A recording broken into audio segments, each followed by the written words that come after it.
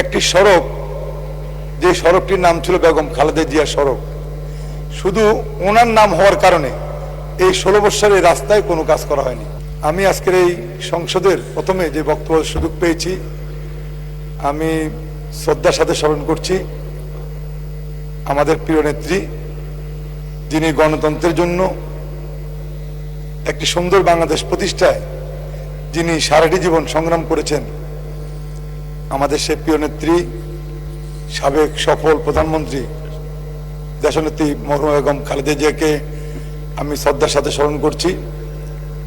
ফেনী 1 বেগম খালেদা জিয়ার স্মৃতি বিজড়িত ফেনী। আজকে এই সংসদে দাঁড়িয়ে প্রথমে বক্তব্য দিতে যে আনন্দ লাগছে, তার চেয়ে বেশি কষ্ট লাগছে যে দেশটি বেগম খালেদা জিয়া বিহীন এই সংসদ। আমি সকলের নিকট আমাদের নেত্রীর জন্য দোয়া চাইব, যাতে আল্লাহ পাক ওনাকে ব্যস্ত নসিব করেন। ফেনী 1 বেগম খালেদা জিয়ার নির্বাচনী এলাকা, শুধু ওনার নির্বাচনী এলাকা হওয়ার কারণে বিগত যে 16 বছর এই অবৈধ শেখ হাসিনা সরকার, তারা এই ফেনীতে কোনো উন্নয়ন করেন নাই।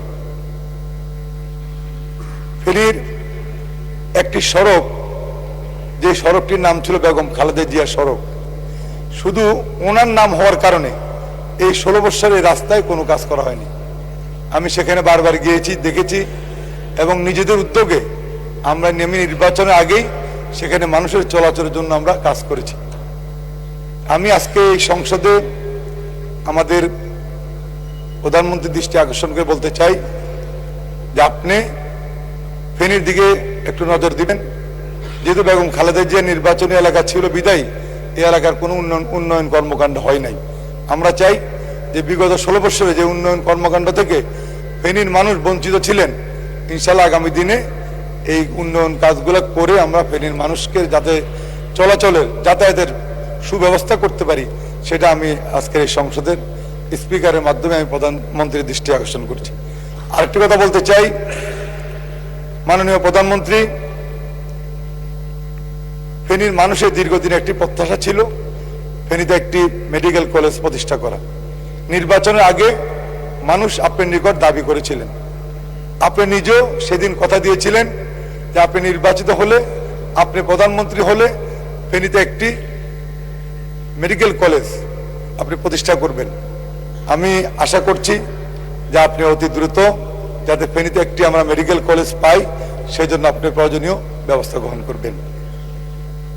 পাশাপাশি আরেকটি কথা বলতে চাই, এখানে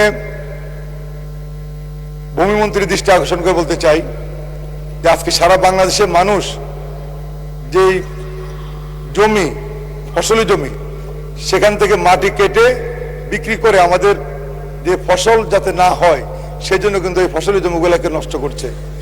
আমরা এই বিষয়ে আপনার দৃষ্টি আকর্ষণ করছি যাতে আমাদের এই আবাদি জমিগুলো থেকে মাটি কেটে নিয়ে এই যাতে ফসল উৎপাদন না হতে পারে, যে প্রক্রিয়া চলছে, সে ওই সমস্ত কাজগুলো থেকে আপনি আমাদের ফসলি জমিগুলোকে রক্ষা করার জন্য ব্যবস্থা নেবেন, সেটা আপনার দাবি করছি। ইনশাল্লাহ আগামী আপনাদের সকলকে, মাননীয় স্পিকার, আপনাকে ধন্যবাদ জানাচ্ছি। আসসালামু আলাইকুম।